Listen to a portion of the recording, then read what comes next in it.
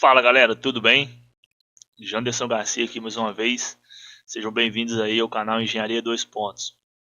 Se você aí já acompanha o canal há algum tempo, já deve ter visto uma planilha parecida com essa, né? No caso, essa planilha, porém sem a atualização que a gente vai trazer hoje. Naquela planilha, então, eu mencionava que a ideia era com o passar do tempo a gente ir atualizando a planilha, colocando outros tipos de sapata e situações que a gente encontra aí num projeto de sapata. Muito bem, nessa planilha de hoje então a gente vai trabalhar com a sapata com um momento fletor. A gente vai trabalhar além das que a gente já tinha calculado, que era a sapata quadrada e retangular sem momento, essa sapata então com momento fletor. Antes de mais nada eu queria fazer um comentário de um problema que ocorreu na planilha passada, que alguns enfrentaram, e eu coloquei um comentário na descrição do vídeo passado para que, né, a pessoa conseguisse resolver o problema. Então algumas pessoas estavam enfrentando o problema de bug na hora de escolher o diâmetro da barra de aço lá no final. Então o que acontece? A pessoa tem que seguir a configuração que eu coloquei lá para editar nas configurações do Excel, para não ter esse problema de vírgulas e pontos. Então se você está tendo esse problema, vai lá nesse vídeo que eu ensino na descrição como que resolve, tudo bem? Então vamos lá. Antes da gente vir para essa planilha aqui, né, e começar efetivamente a explicá-la passo a passo, eu queria fazer um comentário.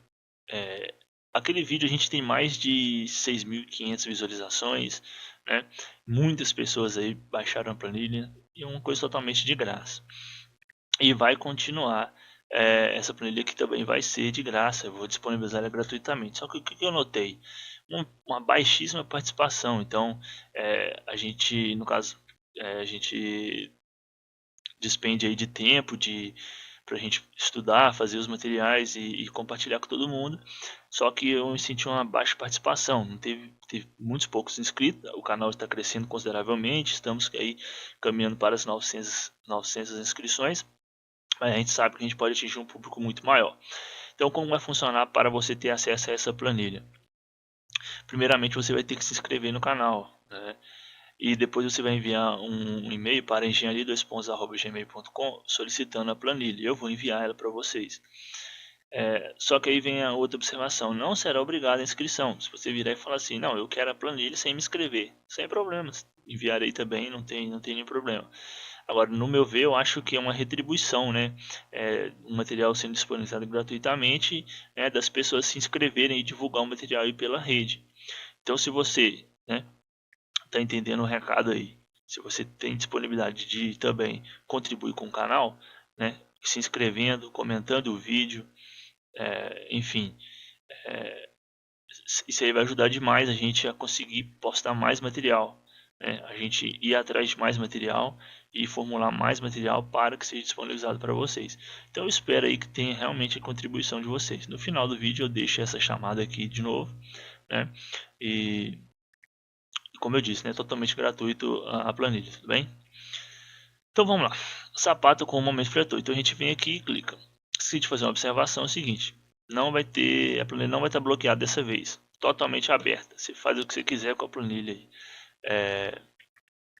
Só não me responsabilizo pelo mau uso, mas você pode editar, apagar o que for. Só recomendo que vocês tenham uma planilha aí guardada, né, para eventuais recuperações, tá?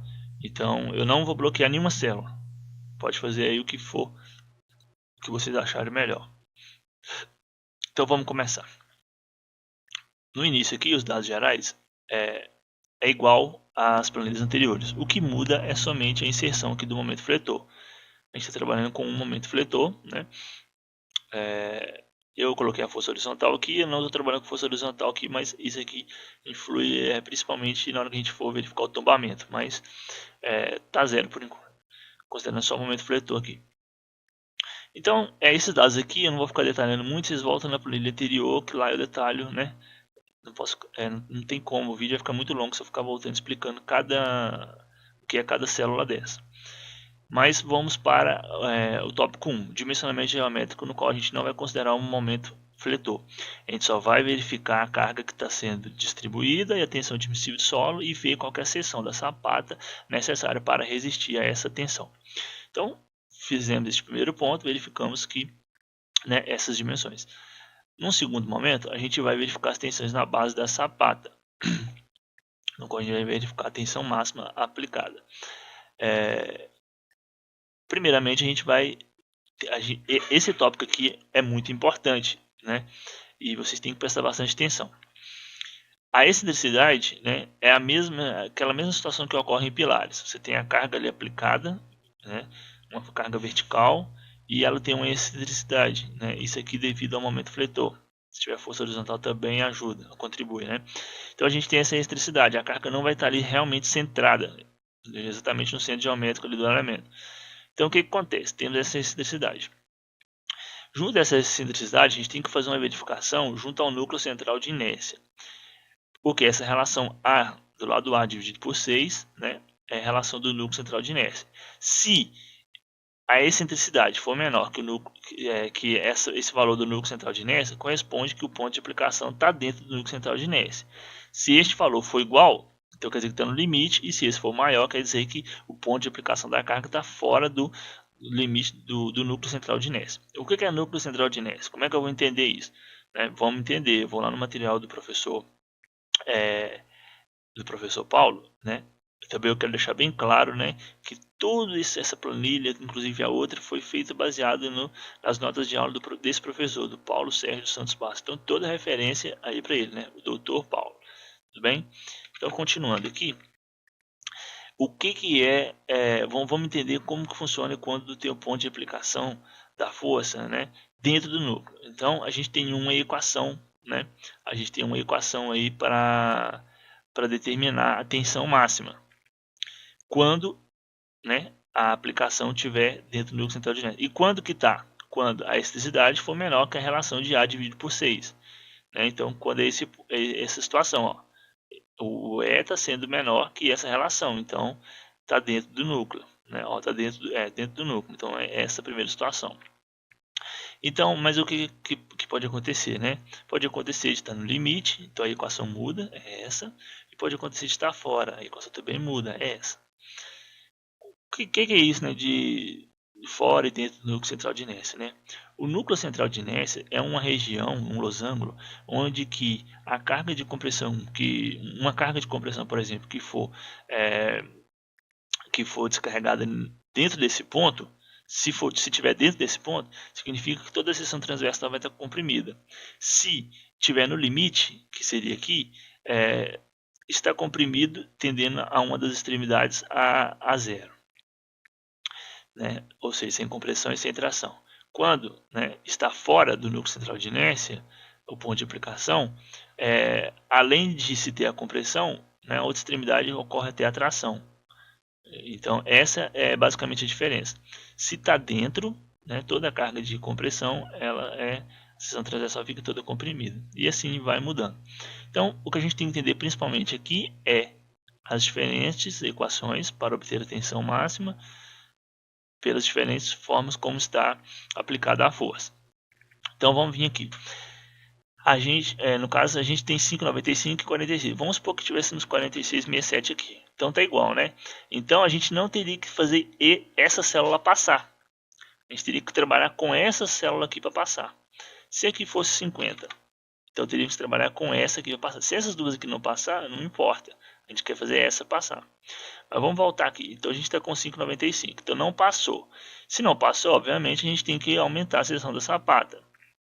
Vamos aumentar aqui aleatoriamente para, né, 300 e 220. Tá vendo?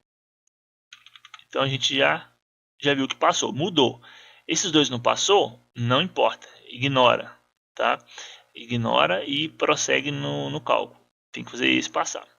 Eu quero voltar aqui antes, porém, é o seguinte. Observe que nessa célula eu tenho uma equação, uma fórmula chamada teto. Né? Eu pego essa célula e coloco uma significância de 5. Né? Por exemplo, se eu tivesse aqui 273, eu iria para 275 embaixo. A significância de 5 eleva esse valor. Mas o que acontece? Como não passou, esses valores estão de vermelho aqui, porque eu tenho que vir alterar manualmente. Então eu tenho que vir aqui e colocar os valores que eu coloquei. Só que colocar, por exemplo, 300. Só que o que acontece? Quando eu faço isso, eu perco a fórmula. Então vocês têm que memorizar essa fórmula, né? Para que quando vocês vierem aqui e editarem, né? E se vocês vierem com outro caso depois, né? Outra seção de pilar, outra carga, vocês têm que voltar com a equação. Então aqui eu coloquei, eu vou deixar assim, né? Porque eu sei que assim passa. Mas então lembre, né? Coloca aquela equação lá, lembre dela para depois voltar aqui, tá? Então muito bem, passou, né? Já editamos, entendemos como funciona isso aqui, vamos para o próximo passo. Vamos verificar a altura, considerando ela como rígida, né? Então a gente calcula aqui, né? A altura, encontramos o D, que é, né, a altura menos 5, 65. Só lembrando o seguinte, o D tem que ser maior do que o LB. Onde que está o LB? Está aqui. Como é que eu vejo isso, né? Se é maior ou não, né? Você vai pegar o diâmetro do pilar que está chegando, né? Que aqui, ó, o diâmetro do pilar, o diâmetro da barra que está vindo do pilar que está chegando, que é 20 milímetros. Né? Considerar boa aderência, um concreto que a gente está considerando, né? De 25 MPa, e vem nessa tabela aqui, olha, vamos lá, vamos rapidinho, isso aqui está na primeira tabela, mas eu vou fazer de novo. Então, concreto de 25, o diâmetro da barra é de 20, com gancho e boa aderência, 53. Então, a gente tem 53 milímetros, já que 53 centímetros, já que 65 é maior que 53, então ok. Então isso aqui você tem que fazer manualmente. Eu vou até deixar de vermelho aqui para saber que tem que ser feito manualmente. Então viu que essa altura D é maior que LB? Então ok, podemos prosseguir. Então vamos calcular a altura da face vertical. O que é essa altura da face vertical? É essa altura aqui. Então eu estou falando um pouco rápido, pessoal, né? Porque senão vai demorar muito. Espero a compreensão de vocês. Então a gente calcula a altura, depois a gente calcula os balanços iguais aí, já vai automático. Esse ângulo aqui de superfície a gente calcula também, se você não viu, porque a importância dele. Veja um vídeo que eu tenho no canal sobre fundações, no qual eu explico que se o ângulo for menor que 30 graus aí, o próprio atrito do concreto aí na sapata ele consegue ser estabilizado sem precisar de forma, mas aí você pode procurar no canal aí, tudo bem? Então, verificando o item 4, né? Verificando a compressão diagonal. Então a gente verifica aí, viu que não está sendo esmagado, né? A solicitante aí está sendo menor que a resistente, ok, passou. Então a gente vai para o cálculo dos momentos fletores segundo o critério do SEB 70. Para aplicar este critério, a gente tem que verificar a possibilidade. Então esses dois aqui tem que estar ok, né? Então você vê aqui com mais calma, né? A altura da sapata dividido por 2 tem que ser menor que o balanço e 2 vezes a altura tem que ser menor que o balanço. Se todos dois deu ok, pode prosseguir. Então depois que a gente verificou que pode utilizar esse critério, a gente vai calcular os momentos fletores na dimensão A e na dimensão B. Para essa situação, a gente vai recalcular sem utilizar, né, o peso próprio da sapata e do solo, já que estes não influenciam, né, porque a gente quer, na verdade, as tensões solicitantes aí. Então a gente despreza e utiliza o fator majorador de 1.4, como vocês podem ver aqui. Então a tensão máxima teórica, como eu disse, né, a real, que está sendo realmente aplicada, é essa, né, mas para efeito de cálculo das armaduras, aí a gente vai utilizar a teórica, né, a máxima e a mínima, para a gente calcular os momentos fletores. Então, fazendo aí, a gente calcula a distância da extremidade à seção de referência. Novamente, se você não sabe o que é a seção de referência, você vem aqui no material do professor Paulo. Aqui você vê que é atribuída a referência com aquela excentricidade de 0,15 vezes o lado do pilar. E a partir daí, né, que se calcula aquela distância que eu calculei lá de 115. Então você calcula a tensão nesse ponto de referência, depois aqui, né, você calcula as suas resistências P1, P2 e o momento, né, em A. Depois você faz para a dimensão B, né, no qual é verificado o P médio, verifica a distância novamente e o MB e calcula esse momento também. Com base nesses momentos, né, a gente vem para o cálculo da armadura. Então a gente tem os esforços de tração, a armadura, escolhe aqui o diâmetro, então vamos escolher aqui de 10. Aqui tem o espaçamento, vocês podem ver que está 8, por exemplo, né? Não é recomendado, né, ter valor menor do que 10. Então, espaçamento mínimo 10, bom estar entre 10 e 20. Aqui está um pouco diferente porque um pouco diferente não, está igual, mas assim, o professor Paulo, eu quero deixar os resultados iguais para vocês verem depois que o mesmo detalhamento que ele chega, a gente também chega. Eu vou mudar aqui, ele considerou, né, acredito que também por efeito ali da área de aço, mas ele considerou aqui, ó, em vez de 70, a gente sabe que o 70 passa, mas ele considerou 80. Vamos considerar igual ele para vocês verem que dá o mesmo resultado, né? Pode deixar 70 e vocês podem utilizar a altura H que vocês acharem melhor aqui, a partir de 66,7, né? É claro. Então vamos lá. Então, para deixar igual ao dele,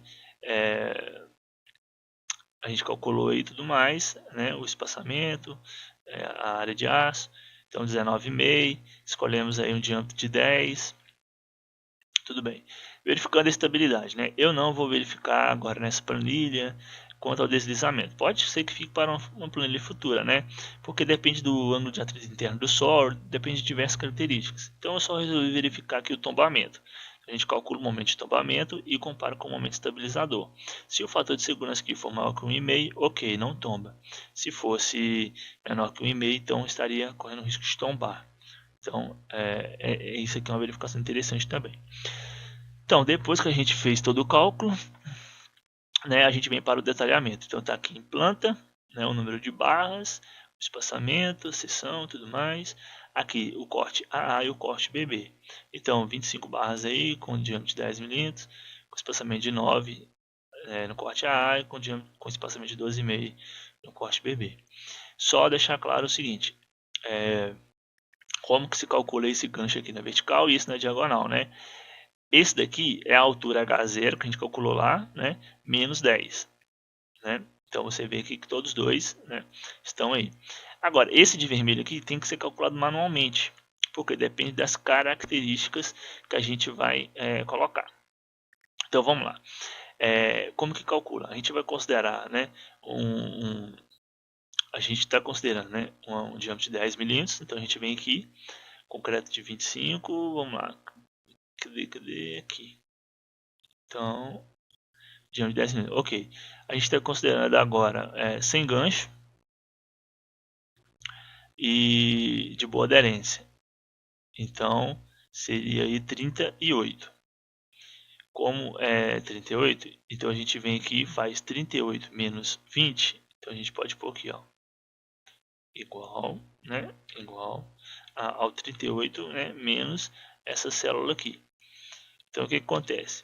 Está dando 18, só que a gente não vai utilizar um gancho de 18, né? Então a gente vem aqui e arredonda isso para 20 de uma vez. Pode tirar essa equação e põe 20 mesmo, já que é detalhamento. Então aqui vai ser 20, aqui vai ser 20, né? Todos os ganchos aí inclinados são 20. Então é isso, né? O detalhamento aí. Então esse que está de vermelho tem que ser feito manualmente, tudo bem? Então só ficar claro. Vamos lá no do professor e vamos comparar. Então vamos lá, no detalhamento. No detalhamento aqui. Então ele está com 24 barras aí com espaçamento de 12 e 24 barras com espaçamento de 9. Então a gente deu 25 e deu espaçamento aqui de 12,5 e de 9. É porque o dele teve alguns pontos foram arredondados. Então o nosso aqui a gente acabou arredondando para cima aqui no 25, ó, que deu 24,8. Então, e também a gente considerou outros 5 centímetros de espaçamento. Então teve essa pequena diferença. Somente isso. Aqui, né, na armadura, a gente teve também aí, né, os ganchos aí com tamanho parecido, iguais na verdade, né? Então, vocês viram que é eficaz, é extremamente, eu acredito que vai ser extremamente útil, né? Eu desprendi um bom tempo aí na elaboração dessa planilha e como eu disse no início do vídeo, uma das formas de retribuição que eu vejo por parte de vocês é se inscrevendo no canal. Então, se você quer ter essa planilha, ela é gratuita. Você primeiro se inscreve no canal, você depois me manda um e-mail para engenharia2pontos@gmail.com. Eu vou te enviar a planilha, né? E eu acredito que essa é uma das formas de eu ajudar vocês me ajudarem e o canal ir crescendo, tudo bem? Então, eu espero que vocês façam uma boa contribuição, né? Restando qualquer dúvida aí, deixe nos comentários, né? Eu agradeço você por estar acompanhando esse vídeo até esse momento. Fique com Deus e te aguardo nos próximos vídeos do canal. Até lá!